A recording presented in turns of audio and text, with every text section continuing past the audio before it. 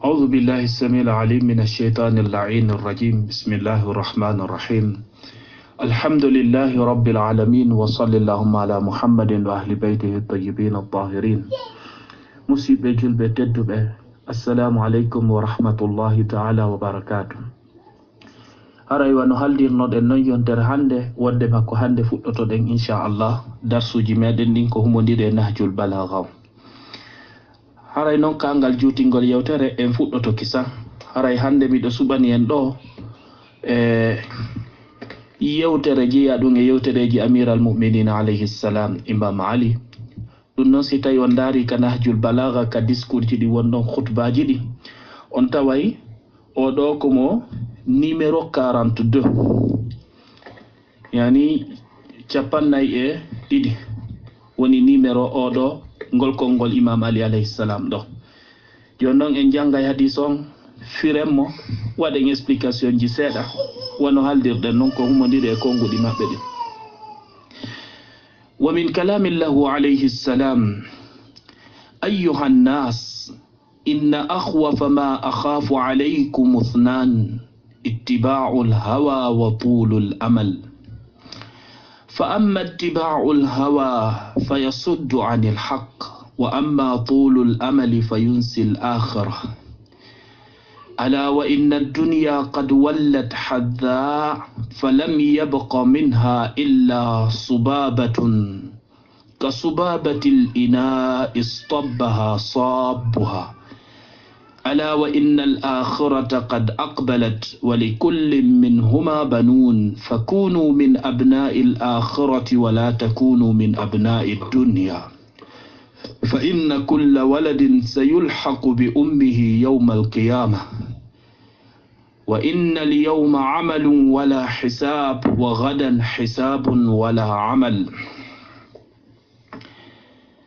أيها الناس كأنه يهم به inna akhwafa ma akhafu alaykum ithnan ande ko buri hulbinade e ko mi hulani onko ko piiji didi ittiba'ul hawa ko jokkugol mbelede wa tulul amali e junnugol yela fa amma ittiba'ul hawa amma non jokkugol mbelede den fa yasuddu anil haqq dum hino sakko jabugol gonga hino sakko ga e gonga wa amma tulul amal amma junnugol faale junnugol yela fayunsil akhira dum hino yejjintina l'akhira on gurdan sakkitidan nan ala faame non dey wa inna ad-dunya no aduna o qad wallat gondi o hucciti hadha ko wondo e dogudo yawdo dogudo yawdo lannugol falam yabqa minha heddaki e makko kanko aduna on illa subabatun siwana cinte ka subabatil ina wano cinte wonade wonde iwde e miran istabbaha sabbuha de tawata wondo e sintinde on hino sintina dum ala fame non wa innal akhirata no gurdan sakkiti dandan lahara o kad aqbalat gondi o fewti himo arde kanko kad wali kullin minhuma hino wodani e goto kala e dido didi yani gurdan aduna dan e gurdan lahara dan banun bibbe fakunu wate non min abna'il akhirati jeyabe e bibbe lahara on wala takunu wa ta'awatu min abna'id dunya jiyabe bibbe aduna fa inna kulla waladin sabunon kala biddo sayulhaqu o tawtintin o tawdinoyte bi ummihi yumma makko yawmal qiyamati nyalande dargal wa innal yawma andeno an hande amalun ko golle wala hisabun joddi ala hasbore ala wa gadan jangonon hisabun ko joddi ko hasbore wala amalun golle ala si tawi musibbe julbe teddube en fewti e ho hadis mo imam ali alayhi salam woni en makande do fi mudum imamu on e makko ɗo hiɓe yetade en ko honɗum ɓuri hulɓinade e ko ɓe hulani en kon fuu.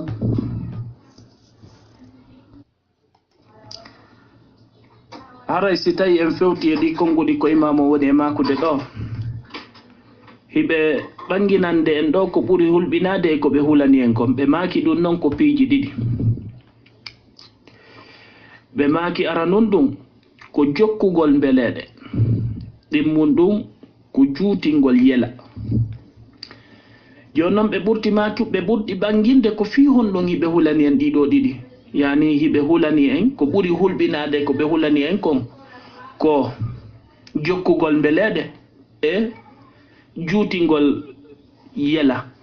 ko fi honɗum ko ɗum ɗo ɓe ɓuri en hulɓinande, ɓe ɓuri en hulande.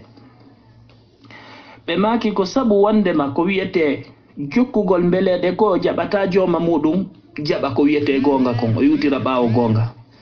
iwtirɗo ɓaawo mbeleɗe ɗen o wawata iwtirde ɓaawo gonga. kanji ɗo ɗiɗi ɗi wawata jokkodirde. ko ɗum waɗi si ɓe maki ɗo fa amma ittiba'ul hawa, amma noon jokkugol mbeleɗe ɗen ɗum faya suddu anil haqqi, hino sakko ka e gonga. jaɓata on tigi iwtira ɓaawo gonga, gonga no wayi wono. yani ɗum ɗo ko alama e malki seede tigi tigi on. ko waɗi noon si tawi en yeƴƴitike ka alqur'an, allah subhanahu wa ta'ala himo senditi ɗon waɗi kan kadi pecce ɗiɗi. o wi fa amma man taga, amma on bewɗo wa athara alhayata dunia, o ɓurni gurnan aduna ɗan, fa innal jahima, ande no hiite jahima nge hiyal ma'wa, ko nge woni ruttode makko.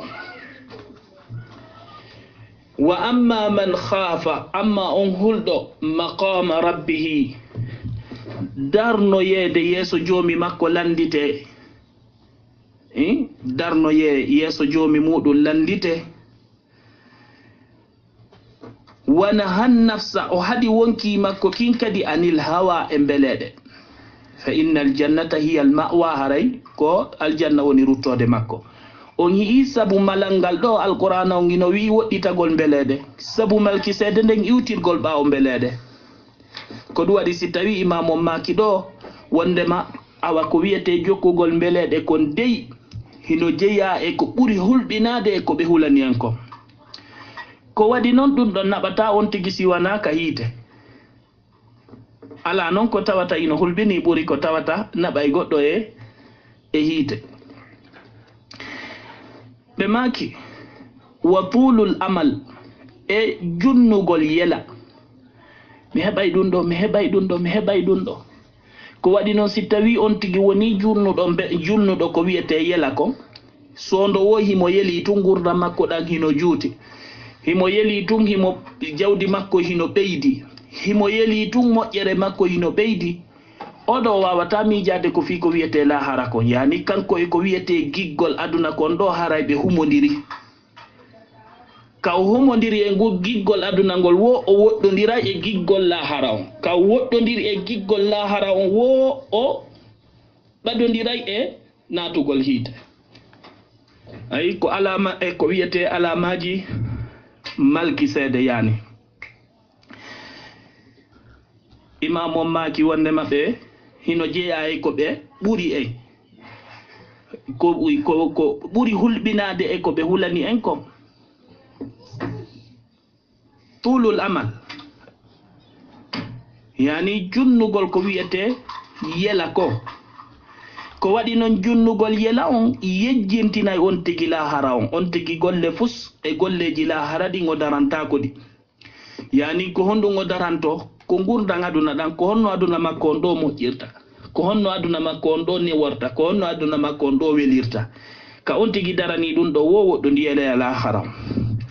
joni noon seede ɗum ɗon hino hulɓini, imam o watti ɗon ala wa inna dunya qad wallat hadda, ande aduna on dey o hucciti ko wonɗo e dogudu tiɗudu hawjuɗo.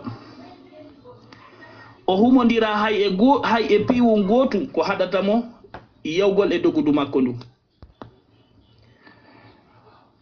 wa inna al akhirata qad aqbalat, wondema dey aduna on kanko kadi o fewti. aduna on hucciti hino dogude imo lannude awa lahara on kañum hino fewti hino arde.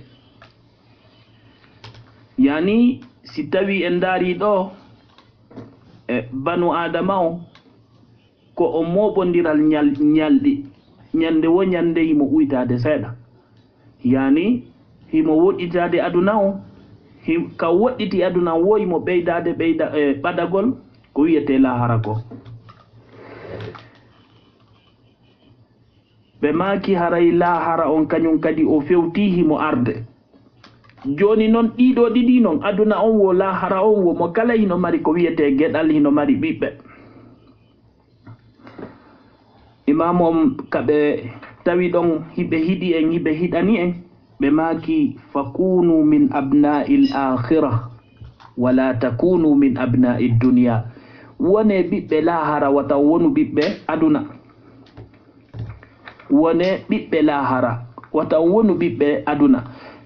Fi honɗum ɓe maki fa inna kulla waladin sayulhaqu bi ummihi yawma alqiyama. Ko sabu kala ɓiɗɗo o tawtindinoyte e yumma makko ñalande dargal on tigi daroda e makko. Si tawi ko wonɗo ɓiɗɗo aduna o dardoya e aduna o, si ko wonɗo kadi ɓiɗɗo lahara gollanɗo yani lahara o, on kadi dardoyay e lahara o. On tini joni noon nelaɗon alayhi salatu alihi wa sallam hiɓe maki hubbu dunya ra'su kulli khati'a. Giggol aduna ngol woni hoore kala ko wiyete palje ko. Imam on ɓeyditi ɗon ɓe maki wa innal yawma amalun wala hisab. Ande hande en gollay tun woni en alaka yoɓede. Wa gadan hisabun wala amal. Jango non ko joddi wana golle. Ko Qur'ana on wi en ko maliki yawmiddin. Goɗɗo si tawi o etike ɗo ha o lumbi aduna on ɗo o fewtiri ko wiyete lahara kon hay subhanallahi o jaɓantake. Wiye o wowli ɗum ɗon ɓeyditama joni baraji makko ɗin ɓeydike. Donc profit men on fop ko ɗo kaka aduna ɗo ko ɗo gollete, ko ɗo gollirten fi honɗum fi yo lahara men on ɓurtoy moƴƴude. Ko ɗum imam on ɓanginani en ɗo en ala e ɓeydude honno wiyantela waɗugol ɗo explication ji ko ɗuuɗi hadis on hayda ka haqiqa himo feeñi himo ɓangi moƴƴi noon. Haray ko imam on hulani en kon ko ɗi piiji ɗo ɗiɗi. Joni noon haray ko en eto enen kadi rentoɗen e ɗi piiji ɗo ɗiɗi. Allah subhanahu wa ta'ala walla en. Wa aqulu qawli hadha wa astaghfirullaha li wa lakum wa li sa'iril muslimin fastaghfiruhu innahu huwal ghafurur rahim. Assalamu alaikum wa rahmatullahi ta'ala wa barakatuh. Mi janni yongon fu moɗon musidɓe julɓe tedduɓe kala ka wontirɗon. Mi weltanike kadi sincamɓe nde mojoɓe ɗo de fi ka tawata en waway ɓeydodirde e kamo on ko. Haray on toujours miɗo watta ɗon kadi toragol on yafuye komi towni hito angon kon e moɗon. E dow ɗum kañum kadi ko tawata kon pularngal ngal feewa. Haray ɗiɗo fof fayda tigti miɗo tori yafuye on yafoto. Haray ɗum ɗo fof ko janga hara koye arabu wona e jangede ga hay si tawi faamu on heɓiki kono hara wattugo ka haala meɗen pular hara goɗɗum ɗum hino satti seeɗa. Ɗen tori Allah o tawfiq e golleji meɗen ɗin ɗi fof majji. Assalamu alaikum wa rahmatullahi ta'ala wa barakatuh.